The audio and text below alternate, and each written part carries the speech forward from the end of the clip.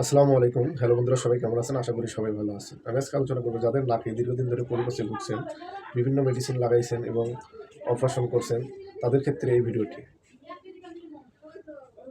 নাকের পলিপাসে যেসব সিমটম দেখা দেয় সেটি হচ্ছে শ্বাস প্রশ্বাসে কষ্ট, নাক দিয়ে অনবরত সর্দি ঝরে এবং দুর্গন্ধ বাইর হয়।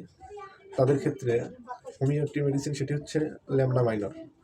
এই ল্যামডা মাইনর 200 যদি সকালে 2 ফোঁটা এবং রাতে 2 ফোঁটা খালি পেটে হাফ কাপ পানির সাথে যদি সেবন করেন, তাহলে ইনশাল্লাহ ভালো রেজাল্ট পাবেন।